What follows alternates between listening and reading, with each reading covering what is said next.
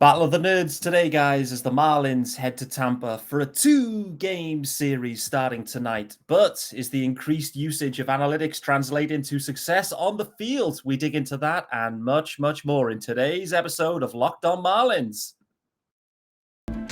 You are Locked On Marlins, your daily podcast on the Miami Marlins. Part of the Locked On Podcast Network, your team every day.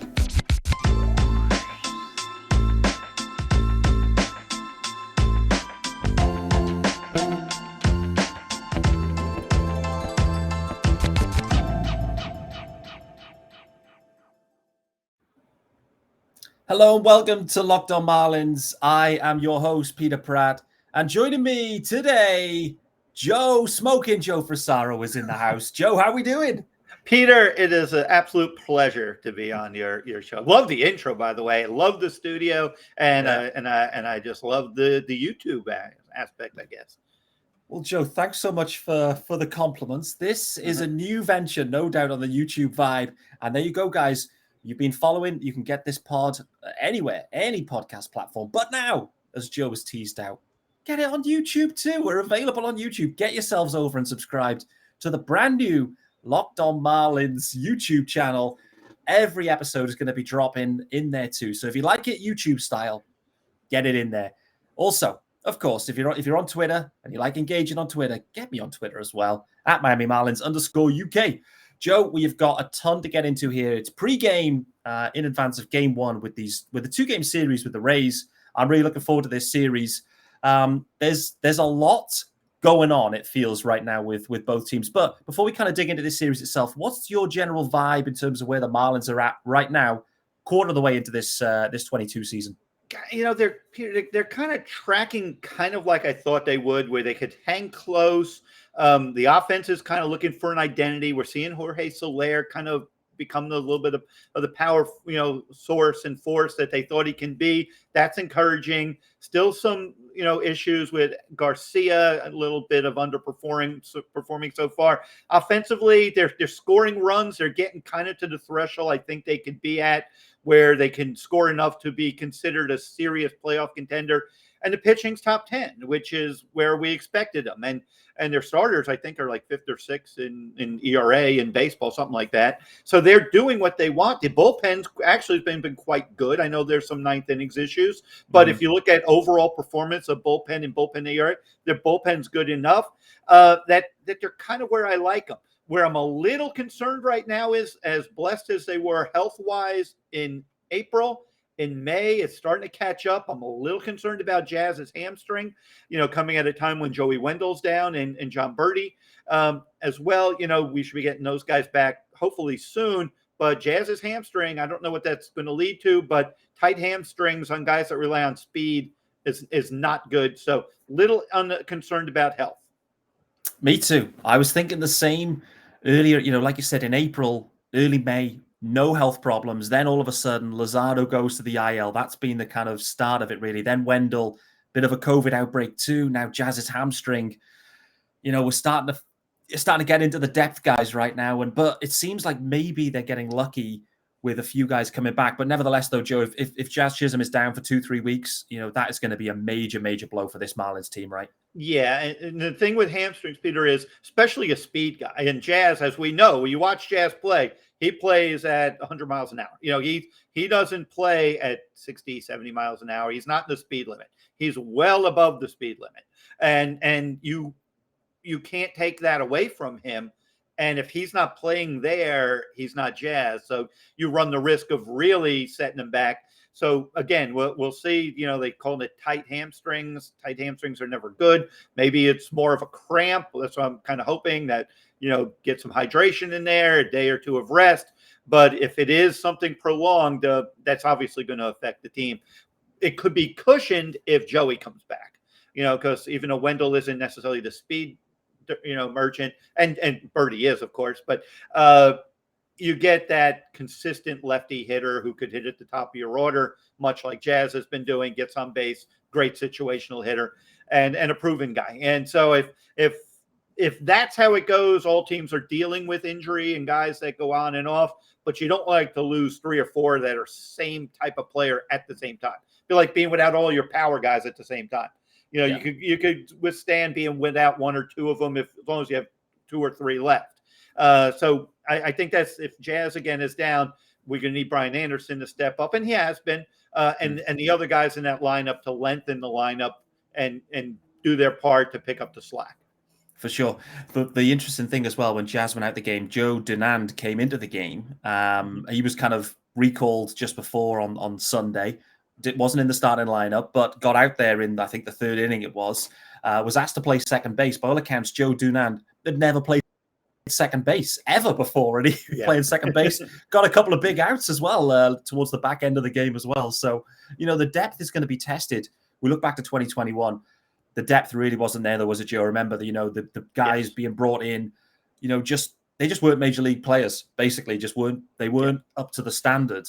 This year, though, it feels a little bit different, where if they do dip into AAA, there's a few hitters down there that actually you feel more confident in, that could actually, I guess, contribute in some sort of way. I mean, Eric Gonzalez he's been playing every day for what, 10 days? I think. Yeah. So and he's been fine, but the thing about them, Peter, and they call it, you hear the term a lot, overexposed. And the reason why bench players are bench players, the more they play, the more you can find the holes in their game. But I do like kind of the confidence and just the way, the looseness that Gonzalez plays with. He's very good in the field. So he's making the routine plays and occasional hits. He's already helped win a game or two, with a, infield in, 2-run single. Hey, you know what? He puts the bat in the ball. Not the hardest hit ball, but, you didn't strike out there. You get a nice little hit. Those type of guys, obviously you need depth. This game is long ago, Peter, gone from being a core sport and that's where it's kind of always the trick when people talk about the 2017 Marlins. Oh, they had a great core. Well, they didn't have depth. So you could have 5 or 6, 7 of the best players in baseball, but eventually something happens to 1 or 2 of them, or maybe one has an up year, down year. And if you have no depth behind them, look with the Dodgers. Why the Dodgers are so good is they could lose Kershaw for a month and it doesn't matter. They could lose, if you could lose your best player for a month and it doesn't matter, you're a World Series contender.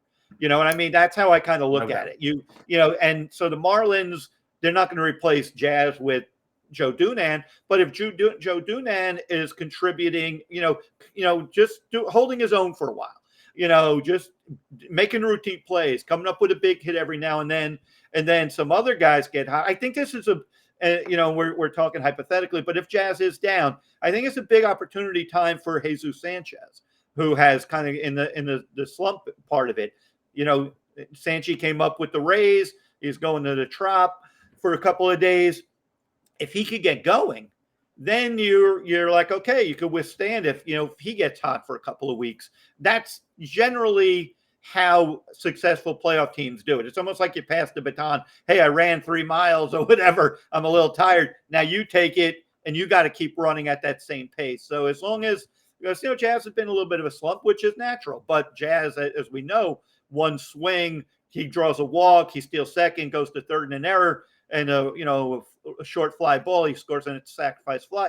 He could, even if he's not smoking hot at the plate, he impacts the game so much with all else he can do. So get Sanchez going. I think they could kind of pick up the slack over a couple of week period if that's what they're asked to do.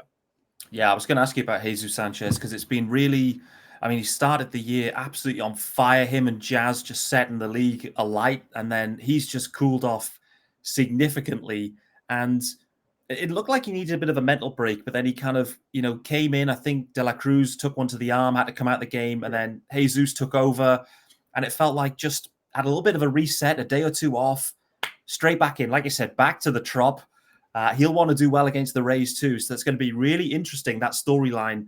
We obviously won't get Wendell back there because he's going to be, I think, rehabbing. Rehab assignment, it sounds like, yeah. And the only thing with, at least for game 1 against Shane McClanahan, that might be a good game for Sanchez not to start because McClanahan's about as tough on anyone, but especially lefties. And I don't know, have you seen him pitch much, Peter? Not much. In spots, but he's top notch. He's your word. He's stud. And he's he went to University of South Florida, which is in Tampa. So he's a Florida kid. with a nasty, nasty slider to go with a 100-mile-an-hour fastball and a changeup. Like, he makes hitters. You know how when Luzardo is on and he gets guys swinging at balls in the dirt or in the other batter's box? You know, McClanahan does that too. And so he's a really hard matchup he's one of the best. And you know, I always enjoy watching him play, but if the Marlins could somehow take one from him and a start for him, that would be huge. You know, big road win against a true ace. But again, yeah, they just got to find a way. I thought Sandy yesterday or Sunday really was a huge, you know, to give the Marlins the 9 innings, because sometimes that alone, that's, you know, that's like the equivalent of a 3 home run game by a hitter, the way it could spark an offense. What Sandy did sparks rotations, because now your bullpen had a day off. You know, you got back on track. Your ace did what he was supposed to do. These are the fun parts of baseball I like to see. I like to see how teams respond. I like to see how players respond. You know, we throw the word ace around a lot, and guys have to. Aces do what Sandy did yesterday, you know, on Sunday. Yeah. That's what aces do. And so I look to see who has it in them, you know, and I like to see when they're struggling, who steps up or how a player gets out of it. And the Marlins now, they're in 40-something games already. So, you know, they're getting to, and they always say like Memorial Day, which is coming up here, is always kind of an early barometer. That's like the first major mile marker on that you define a team. You kind of become who you are about Memorial Day. And then you got another month or so to decide how far in it are you leading up to the All-Star break and then the trade deadline. I really believe, as rough as it appeared and as frustrated as Marlin fans get, I posted it on my Twitter account yesterday, the standings of the wild card. You know, those 12 teams are big. You know, it's big, that 6 teams each league. And they're, even if they seem 3, 4, whatever they are under 500, they're right in striking distance of that wild card. Now, 7 other teams are there too, but they're there. You know, so it's for the taking, and the highs and lows are natural, and you know, so it should be fun. It should be fun. No doubt about it. I want to get into the game 1 pitching matchup very shortly because it is absolutely mouth-watering. Before we do that, guys, reminder, this episode is brought to you by BetOnline. Our partners at BetOnline continue to be the #1 source for all your betting needs and sports info. Find all the latest odds, news, and sports developments, including this year's basketball playoffs, Major League Baseball scores, fights, and even next season's NFL futures. BetOnline is your continued source for all your sporting wagering information, from live betting, playoffs, esports, and more. Head to the website today. Use your mobile device to learn more about the trends and action. BetOnline, where the game starts. And Joe, where this series is starting is Pablo Lopez going up against Shane McClanahan. We've already talked about McClanahan. He has been sensational. Pablo Lopez going for the fish. This is an absolute elite pitching matchup. Pablo has been pitching out of his mind. His last start was probably his toughest one, obviously. So he's going to look to bounce back. But Pablo Lopez, what a 2022 for him thus far. The other thing I wanted to ask you about too, the Marlins ended up going to arbitration with Pablo last week. And Pablo was seeking $3 million, the Marlins 2.45. They ended up settling at 2.45. So what I'm wondering is, how can that affect the player where they have that kind of negotiation piece early on? Will it play on Pablo's mind? Anything like that? Well, yes, you know, I've been covering this sport pretty much embedded for 20 years. The arbitration process in the hearings are a season, off-season, you know, part of negotiating tool.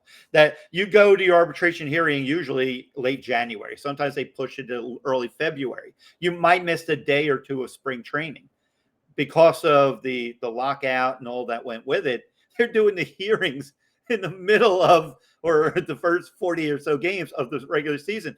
So normally whatever bitter taste you had was in the off season. So this is uncharted for me. I can only speak for what my perception is. Yes, but Pablo's a professional, and you know, when there's the salaries are exchanged and nothing was agreed on, the only choices are a high number or a low number, or you reach a multi-year deal. And the fact that they didn't reach the multi-year deal, put it in the hands of the cases. And I believe the only reason why Pablo would lose a case is volume of work, meaning it's not a reflection on his talent or his ability on his highs. It's the fact that he's had injury issues, mostly in second halves, that probably, is the reason why he didn't get the salary he wanted to. Clearly, when Pablo Lopez is healthy, he is a top-notch pitcher in Major League Baseball, and the 1.57 ERA in 46 innings and 48 Ks is testament. His whip is 0.91, so he's averaging less than one batter reaching base per inning. And so how does Pablo handle it? Probably the way Pablo handles everything, with class, with professionalism. And to be honest with you, I hope he's got a little bit of an edge and says, yeah, okay, well, maybe I'm not making that extra $600,000 now, but guess what? The price tag's going up because Pablo's getting better. That's what I want to see. That kind of the Pablo, the angry Pablo, that kind of does that and says, my payday will come. But normally any type of resentment at the end of the day too, though, 2.4 million or whatever still is pretty good pay. It's like, he could still take the family out to, have a nice dinner and celebrate knowing the money he's exactly making this season. So again, I always root for the player in that one, to see, unless it's just a really ridiculous ask. But what's not to like about Pablo if he's healthy? And he's going to give the Rays a lot of fits because that changeup is super elite. And his ability to manipulate the baseball and miss bats and miss barrels. And I was telling you before we hit the live button, I think the Rays, as much as I like the Rays, I think they're a little vulnerable right now. They just went to Baltimore. They had never lost to, they always beat the Orioles. And then they're blowing leads in the ninth inning and losing in extra innings. And the Orioles are beating them at home in walk-off fashion. And the Rays, who rely very heavily, as we know, on bullpenning when that doesn't always work. And even offensively, they're earlier in the year, they were in that top 5 or 6 in runs scored. Now they're kind of creeping back to where the Marlins are. So their offense isn't as prolific, still a dangerous team and a battle-tested team. I'm not selling them short by any stretch, but they have a lot of motivation because they don't want the Yankees to get too big of a lead. I think it's 5 games or so. And the Marlins need to make a statement that we're going to hang around. And what better way to hang around than the road trip at Tampa Bay and then go to Atlanta. But again, we talked about McClanahan. I think he's 46 Ks and 30-something innings. And so he's his K per 9 is way up there. Pablo's is if Pablo can get that weak contact, get that changeup going, get a lot of ground balls. It should be fun. That's what, great pitching matchups are what you look for because that really brings the strategy into play. It does. And that's an interesting part. The Marlins this year, I think, have lent a lot more heavily towards the analytics side of the game. Obviously, the Rays have been doing that for some time and have seemingly, I think, the masters at it.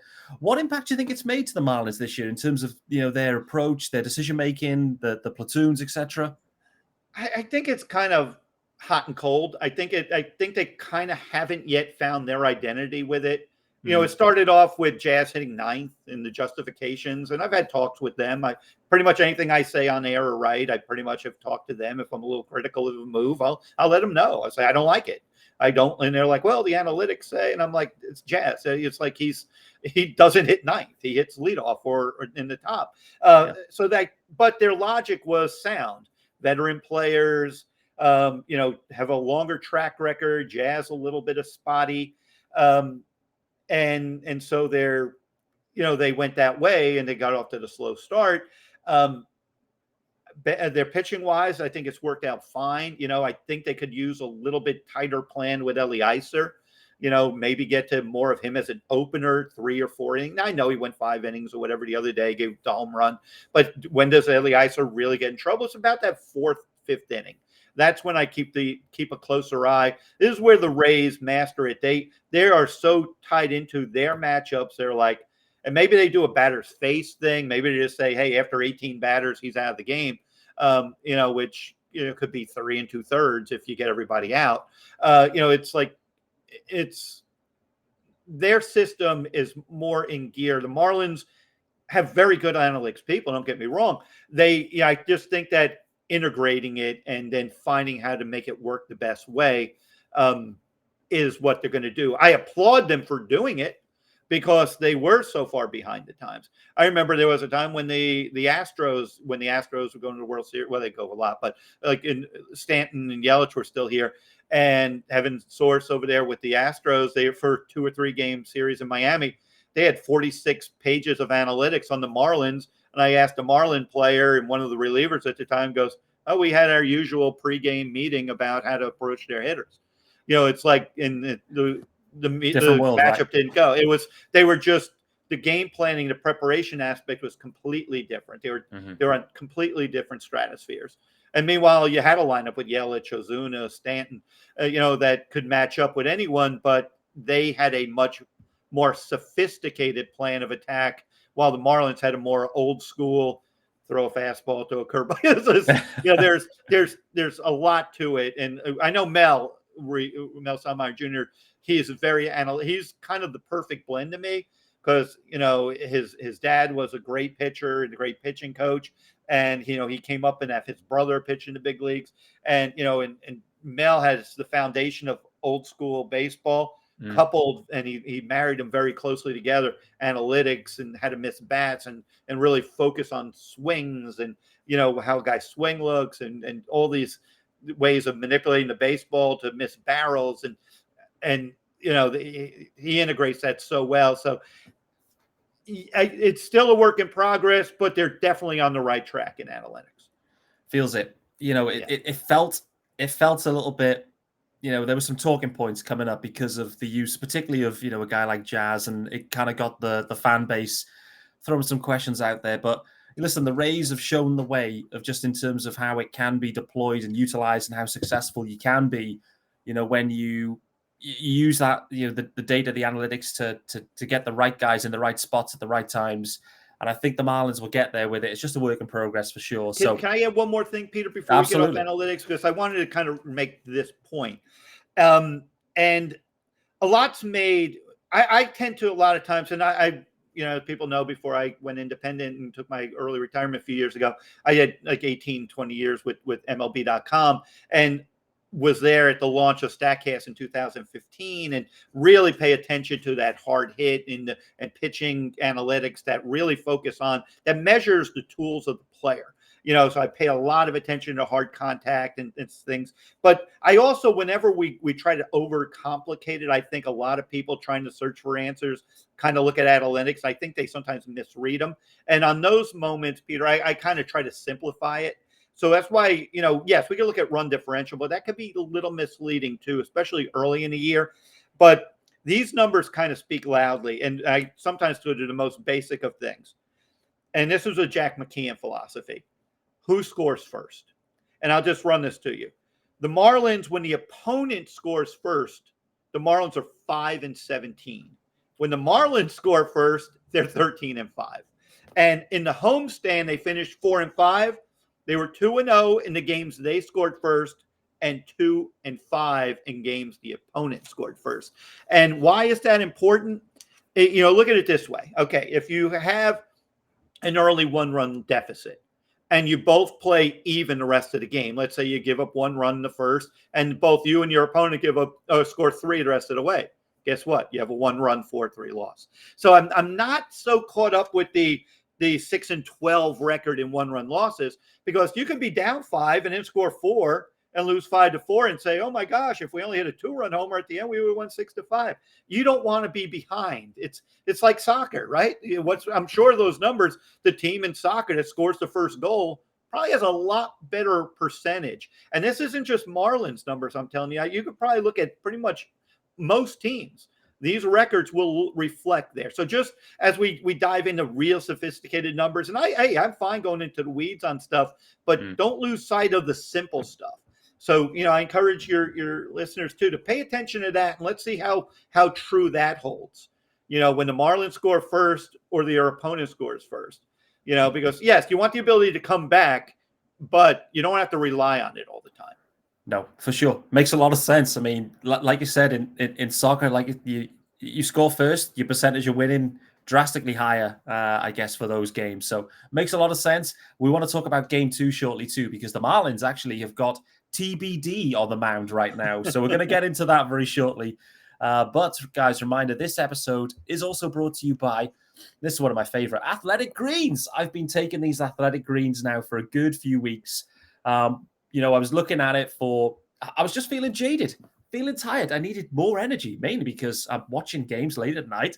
I'm doing 5 podcasts a week. I need more energy. So Athletic Greens, I've been using it a good couple of weeks. It tastes great, super healthy. And it's kind of like how would I describe it? Like a kind of tropical green flavor. If you can kind of picture that.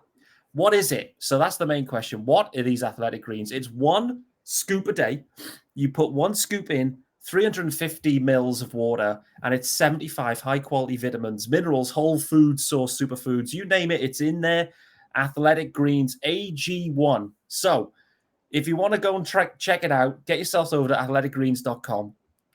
AG1 is the stuff. It is 75 high-quality vitamins. Highly recommended. I'm feeling energetic. I'm recording 3 podcasts tonight, so that's how energetic I am today. So, get yourselves over there. Go and check that out. It's been working for me. Could work for you too. All right, Joe. So wanted to dig into this game 2 matchup. At the moment, TBD is on the mound for the Marlins. And I think that is very, very intriguing because by the normal rotation, Sandy went Sunday, an absolute vintage performance from Sandy. Pablo going tonight on Tuesday. 3rd start in rotation. Normally, Trevor Rogers, right? So what's going on with Trevor? Are they pushing him back? Are they going to maybe go with an opener? Where do you see this one going in game 2? Yeah, that seems to be the indication, that, with Trevor, he's not been as sharp and, so they might see something a little out of whack, a little out of sorts that they, just kind of push him to Atlanta over the weekend. But it is curious that they would do that, with Trevor, because normally, maybe he's feeling a little arm fatigue. I will say this too, because these pitchers, keep in mind, it was basically a 3-week spring training instead of a 6-week. And normally over that, they call it a dead arm period, where pitchers, they basically, nothing physical, it's just a fatigue thing that they kind of, work themselves through. So a lot of pitchers this year are in uncharted waters, and I'm sure it'd be interesting to see what the Marlins with Donnie says about their plan, because every pitcher is different. Their bodies respond differently, their mechanics are different, and Trevor's at 36 innings with 34 strikeouts, and we never in the 5.20 ERA through 8 starts. So he's not the Trevor that we saw last year, especially early. And even in spring, I was a little concerned. I know the slider is a pitch he's worked on. I'm not concerned about his health so much. It was just the ball out of his hand, and it's just maybe my eye of covering the game forever, and then being reinforced by some scouts. The pitches didn't have the life that they did last year when he looked like a real elite left-hander. There's 96, but there's 96 with movement and late life and just just getting on the hitters. You could just see it. The ball just wasn't coming out of his hand as crisply. Now that doesn't mean that he's hurt. It just means there could be something slightly off. It could mean bodies mature differently. Maybe he was a little heavier or lighter or whatever, because guys' arm angles change. There's a lot of stuff involved. And for the Marlins to feel that if it's a mechanical tweak, then you put your trust in Mel and company that they'll work to get him there. Because really, whether he pitches Wednesday or he pitches Friday, what's important is we don't get 3 innings, 4 innings start. What's he done? 4 inning starts against Atlanta. His last 3 starts, 4 innings, 5 1/3, 5. We need Trevor going deeper, no doubt. He's a potential top of the rotation candidate. They got to go 6 innings more, be in that range. So whatever it takes to get Trevor there, you deal with another day of figuring it out or another 2 days. That's the ultimate goal. I'm finding this one very puzzling because his record he's only just pitched against the Braves. His record against the Braves too, even before the most recent start, has not been good. And so to then push him back into another start against the Braves at Atlanta, no doubt, at Atlanta as well. Yeah. Like I'm just, I don't know. I was kind of thinking about this. What Trevor this season, one kind of, I guess, constant with him for me, the first inning, he's really struggled to get going in that first inning. It's been really high pitch counts over and over and over again. Some of the games he's gone on to pitch well. Others he's got blown up in. It's really been kind of up and down for him. I don't know. You did a classic Peter Pratt tweet the next day, or maybe that night, when you said a couple of Braves, a couple of Marlins were hit by pitches.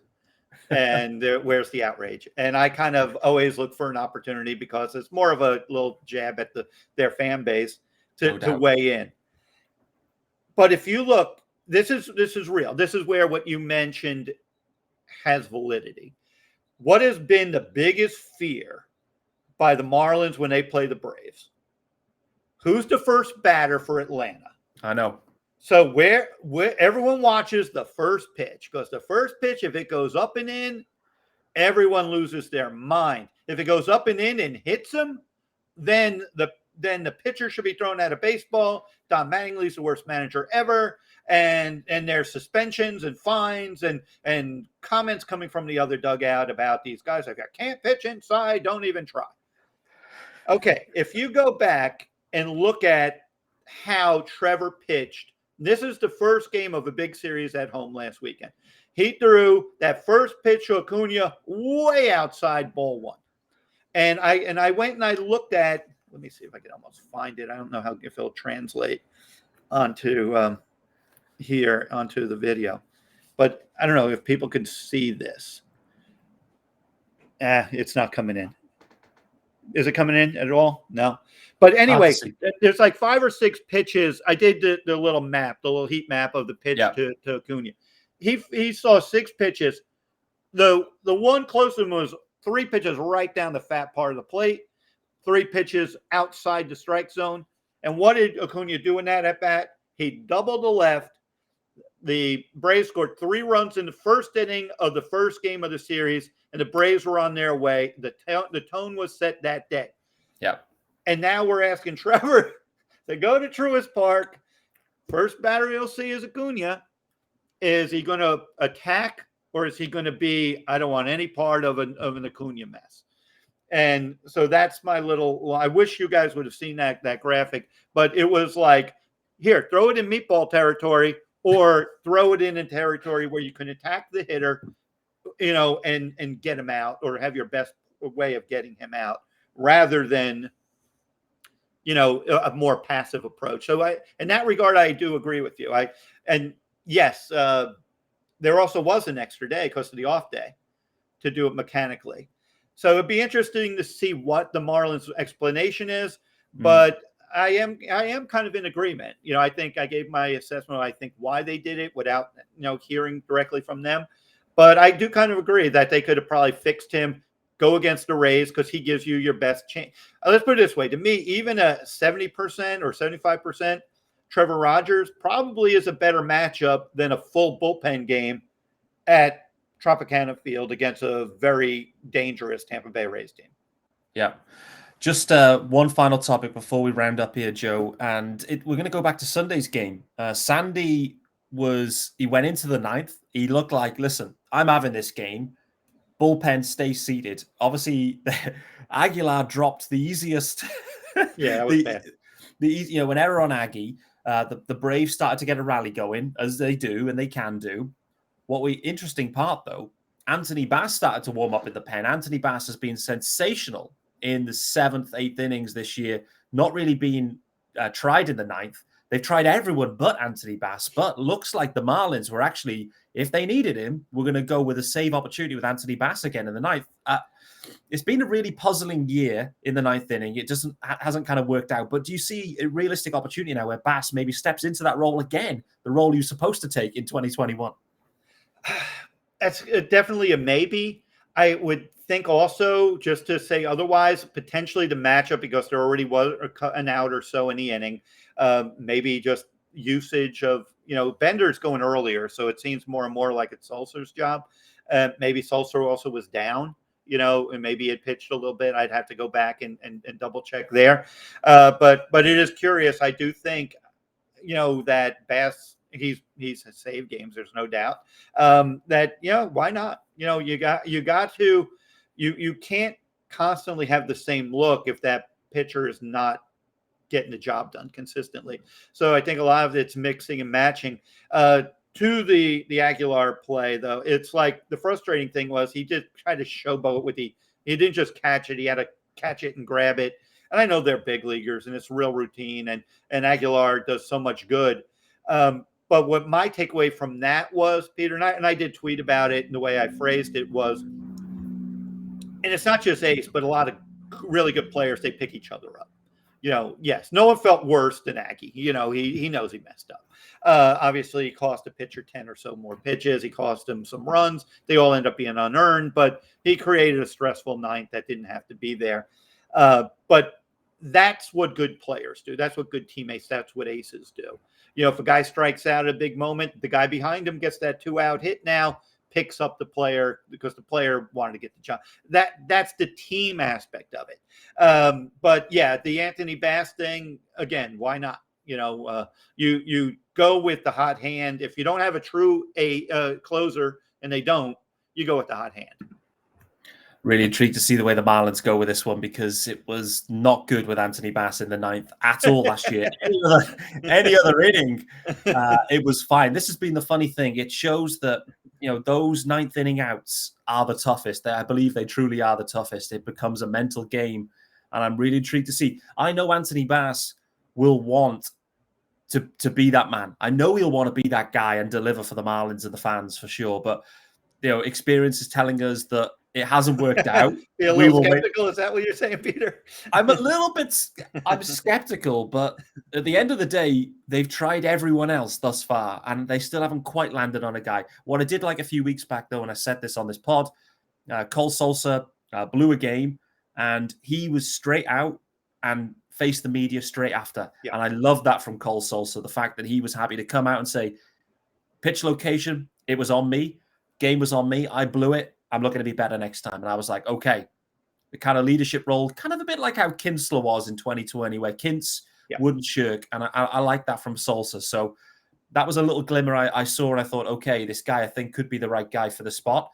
I'm intrigued to see if they actually go and make a move in the trade. And Kim gets the phone going and gets a trade going as we kind of get into maybe into July. Once we get into June, June, all bets are off. You start the and I feel they know it. They know what they need. And they knew it when they put their resources, and I know it's just a topic that's out there. They put their resources in the Soler at the end. And by the time that he signed, they didn't really, it's not even so much you didn't have the money to go sign someone else. It wasn't the priority. Upgrading the offense was. And really you had to kind of assess the market for closer or high leverage late inning. And it wasn't there. They did address it as the best they could with the trade, which brought in Sulser. But they knew from day one that if they did their part and hung around and the opportunity presented, they'll trade for a closer / late inning person. So that's why these are crucial. But yeah, they know that this isn't ideal. Donnie keeps saying the same thing when he talks about it. We're going to mix and match and whatever, but that's all he can say. But it doesn't, every single one of those pitchers in the bullpen wants to roll. Yeah, they don't want to be, oh, I'm up in the 6th today. Oh, I'm up in the 7th today. Oh, I got the 9th tomorrow. They don't want that. And it's usually, this sport is amazingly creatures of habit and routine. And it seems easy that, hey, just go pitch the 8th today. What's the big deal? It's just a big deal. That's what it becomes, a big deal, because you know when the phone's going to ring, it's for you, not it's me, you, who's going. Okay, now I'm ready. It's like it for whatever reason, I guess part of it, we can look at it this way. We're talking the best of the best in the world. So the margin for error is so thin. They're gearing up. They're looking at you. They're looking to see who's coming in. They got all their data on how you go. So that line is very thin. And if your guy isn't super sharp that day, you lose. And that's just kind of the way it is. So whatever edge you put where you put the advantage for your guys over their guys, You do. And if it's something as simple as saying, Bass has got the 9th, good or bad. Sulcer's got the 9th, good or bad. That would bring so much more, mentally. Okay, I at least know. And then you got to follow it up with consistency. Yeah, you can't just yank them after one bad. Then everyone's looking over their shoulder. And if that happens, Peter, I trust you. It'll be a bad year. It'll be a bad year because then that's when it snowballs the other way because no one's trusted. No, everyone's pitching tight. Oh my God, if I walk this guy, I'm going to get sent down or be demoted. So that's the danger of the mix and match philosophy. Agreed. One guy that I think needs to be back and needs to kind of get back to form is Richard Blair. I think he had a slow start last year and then he really was just elite for the majority of 2021. He's had a similar year thus far. Obviously had an issue with COVID, etc. He's working his way back. I'd love to see Blair come in, just kind of he's an older guy in that bullpen and just add a little bit of consistency in there. And like you said, Joe, I think when we look back to 2020 when they had that great run, it didn't matter what the matchups were. It didn't. The 7th and 8th and 9th, we knew it. It was scripted every time. And the guys knew it. And then Kinsler, Yimmy, Box, Kintz. Yeah. Those three, bang, bang, bang. The guys knew it. 7th inning. Well, unless Sandy was going, there wouldn't be a 7th inning requirement.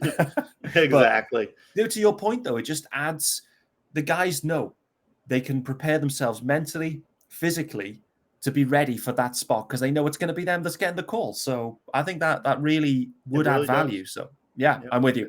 All right, Joe, we're bang out of time. For those that aren't watching this show on YouTube, and maybe they aren't, they may be listening, remind everyone where they can get you on Twitter if they're not following you already, which I'd be shocked if they weren't. Yeah, thank you, Peter, and appreciate it. You can see, Peter, that's my name, the at Joe Frisaro account, or at Man-on-2ND, and my podcasts also run on the 5 Reasons Sports YouTube channel, as well as my at Man-on-2ND. And I appreciate you having me, and great podcast, always catching up. You're the most passionate one out there, and keep it going, Peter, and all the best to you, my friend. Absolutely. Listen, Joe, it's been an absolute pleasure to have you on Locked On Marlins. For everyone out there wondering about, Locked On Marlins, first listen of the day, what can I listen to next? Second listen, Locked On MLB podcast. MLB expert Paul Francis Sullivan brings humor, passion, and a unique perspective on every team and the biggest stories around the league. Follow the #1 daily league-wide podcast, Locked On MLB, on Audacity app, YouTube, and wherever you get your podcasts. And that is myself, Peter Pratt, and the legend, the GOAT, Joe Frisaro, signing out for Locked On Marlins on Tuesday. Pablo Lopez taking on Shane McClanahan, an absolute stunning matchup in Tampa. Game 1. Hopefully the Fish can put some runs on the board. Run support for Pablo, and I think the Marlins take this Game 1. We'll be back tomorrow to digest everything that happened in Game 1 and preview Game 2.